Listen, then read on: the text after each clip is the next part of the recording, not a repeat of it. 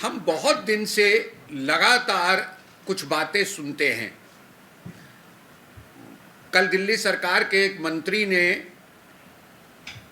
एक signature campaign का उद्घाटन करते हुए भी वो बात बोली कि बीजेपी के पास है क्या हमारे खिलाफ। हम बहुत दिनों से ये बातें सुनते थे।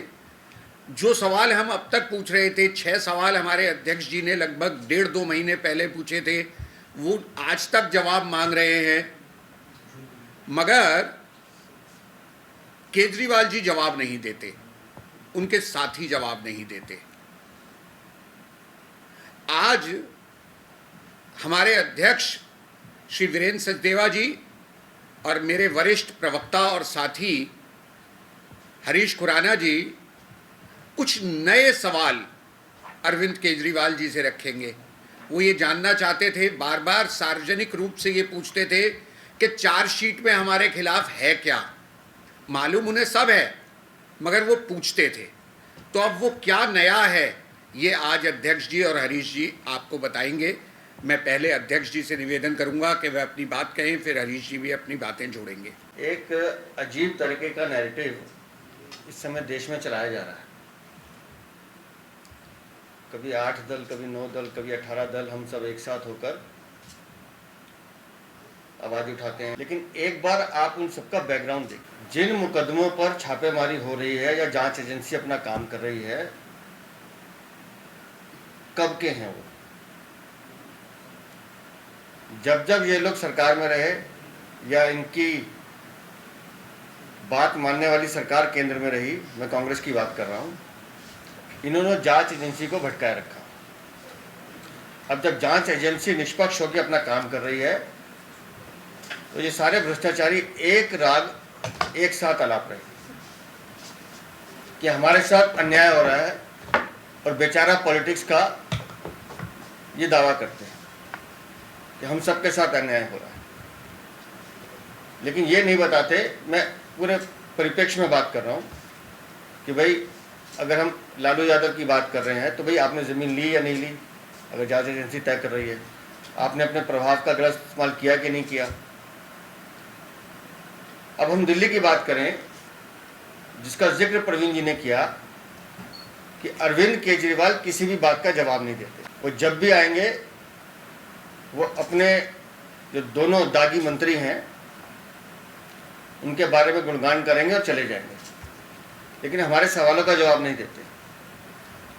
आज 3-4 बातें हैं जो ईडी की चार्जशीट में सामने आई हैं, पब्लिक डोमेन में है।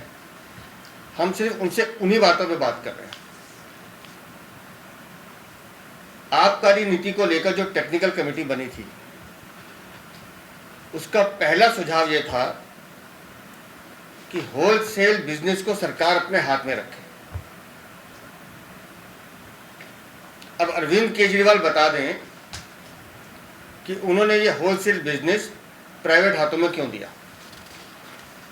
वो बार बार कहते हैं कि हमारा कोई लेना देना नहीं है, तो उसका एक कारण बता दें कि भाई जब टेक्निकल कमेटी, जो आपकी एडवाइजरी कमेटी थी, उसने एक सलाह दी आपको कि होलसेल बिजनेस सरकार के हाथ में रहना चाहिए, आपने प्राइवेट हाथों में क्यों दिया। उस कमेटी की रिकमेंडेशन ये थी कि अगर आपको परसेंटेज बढ़ानी है तो आप मैक्सिमम 5% कीजिए। अरविंद केजरीवाल ये बता दें कि आपने 12% क्यों की। इसका जवाब वो नहीं देंगे। इसमें ये वो चार्जशीट है जो ईडी ने कोर्ट में सबमिट की है। ये बीजेपी का डॉक्यूमेंट नहीं है, और जो लिखा है मैं एक बार पढ़ के बता रहा हूं आपको।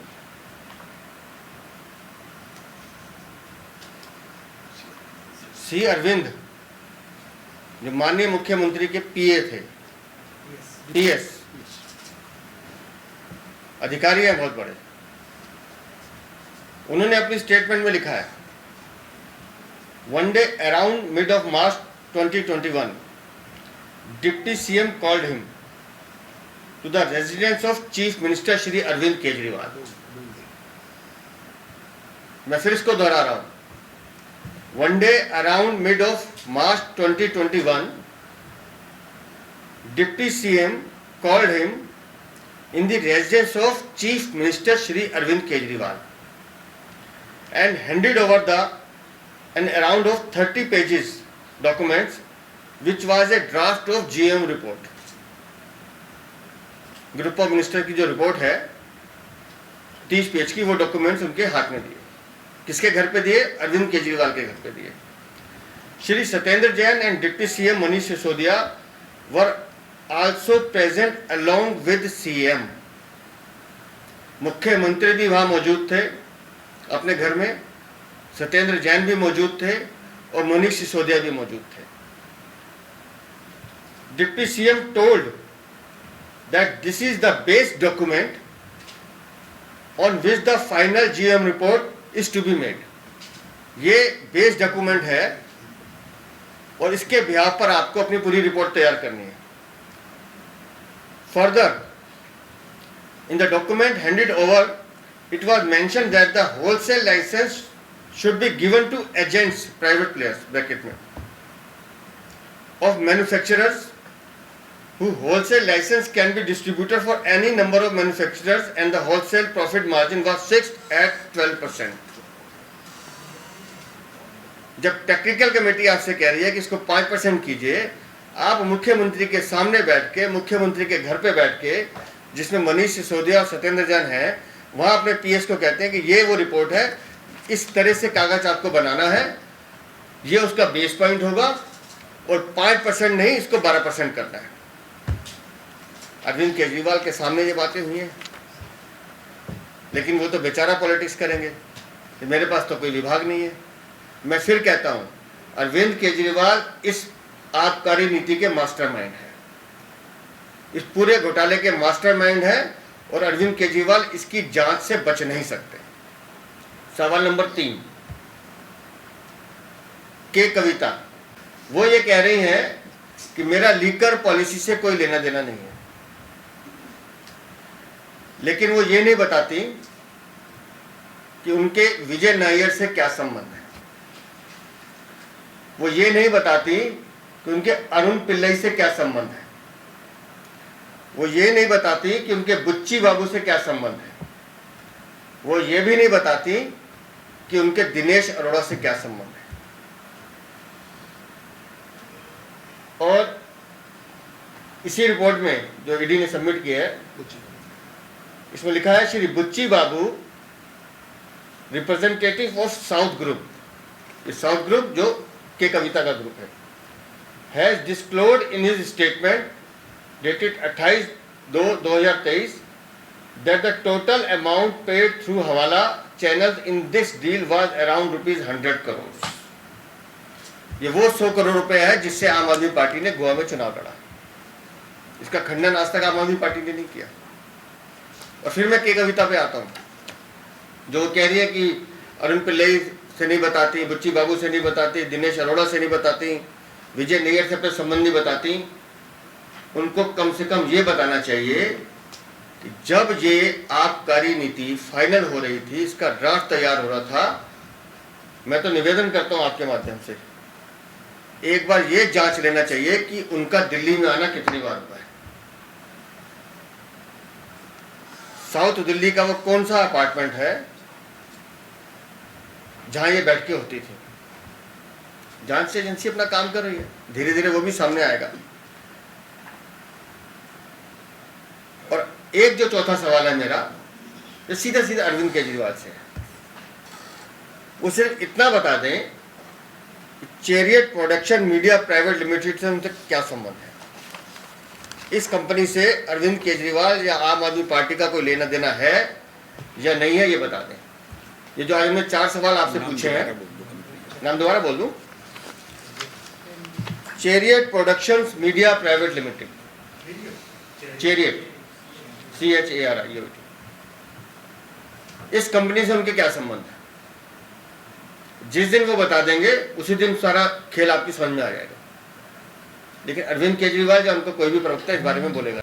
तो वो जो सवाल हम लगातार इनसे पूछ रहे हैं, जो पहले हम 6 सवाल पूछते आए हैं, शराब नीति वापस क्यों ली, बनाई क्यों, दुकानें क्यों खोली, स्कूल के पास क्यों खोली, शराब ठेकों के पास, वो गुरुद्वारे के पास क्यों खोली, मंदिर के पास क्यों खोली, मस्जिद के पास क्यों खोली, वो सब सवाल अलग हैं। कमीशन क्यों बढ़ाई, वो पौवे के साथ पौवा फ्री दिया, वो सवाल भी अलग है।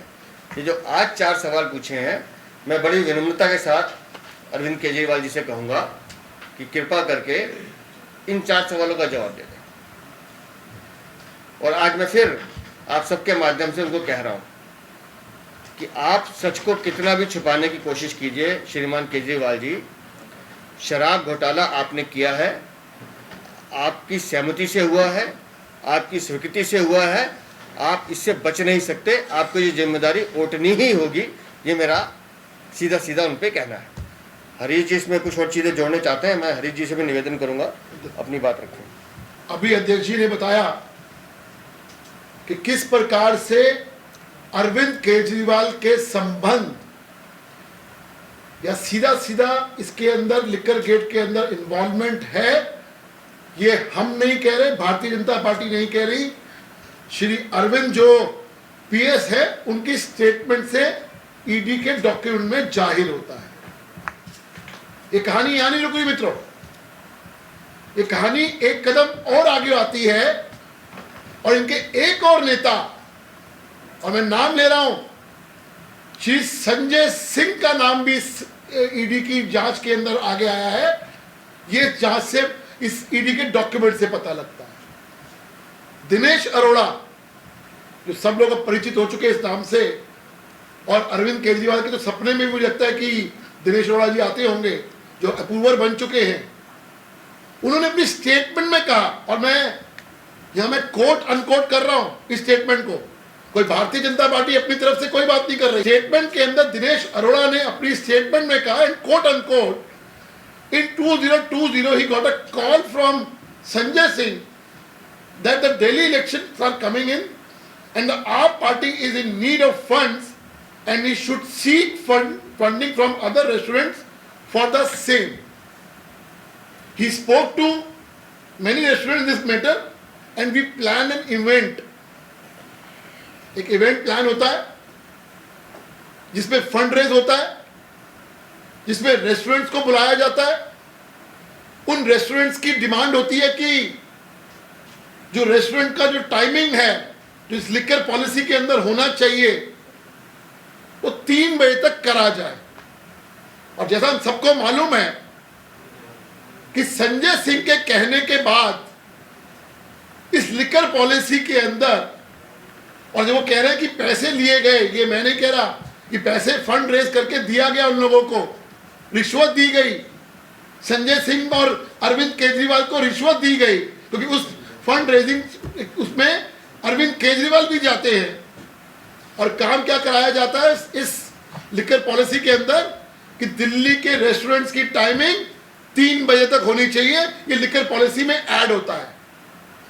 तो सीधा सीधा केस बनता है, बेनिफिट का सीधा सीधा केस बनता है कि आपने पैसे लेके उनका काम करवाया। ये सीधी सीधी रिश्वत है। अगर इसके अंदर नाम आ रहा है संजय सिंह का और अरविंद केजरीवाल जी का, क्या इसकी जांच नहीं होनी चाहिए? क्या इसके बारे में अरविंद केजरीवाल या संजय सिंह को स्पष्टीकरण नहीं देना चाहिए? क्या जनता ये सवाल ना पूछे? और जनता ये जब सवाल पूछती है तो आप चले जाते हैं शिक्षा नीति पे। हम बात करते हैं 144 करोड़ के बारे में, अभी मैं उस पर भी आ रहा हूं, तो ये चले जाते हैं बेचारा पॉलिटिक्स, हम तो बेचारे हैं जी। जनता सीधा सीधा जवाब मांग रही है कि दिनेश अरोड़ा के रेस्टोरेंट, अनप्लग रेस्टोरेंट के अंदर आपने फंड रेजिंग करी और वहां डिमांड आई कि 3 बजे तक रेस्टोरेंट होने चाहिए, क्लब्स होने चाहिए, और वो आपने बात अपने लिकर पॉलिसी के अंदर रखी। ये किया या नहीं किया, यह संजय सिंह जवाब दे।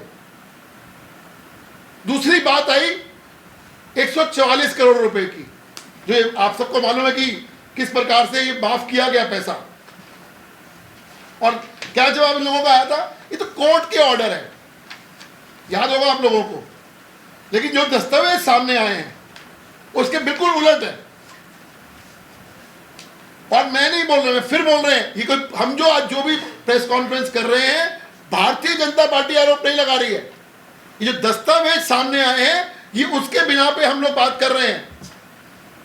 और 144 करोड़ का जो उन्होंने झूठ बोला था कि हाई कोर्ट के कहने पे हम लोगों ने ये इन लोगों को माफ किया, जबकि सच्चाई ये है कि Manish Sisodia directly, and I quote, suo moto granted the COVID waiver by Manish Sisodia when the department had opposed the same.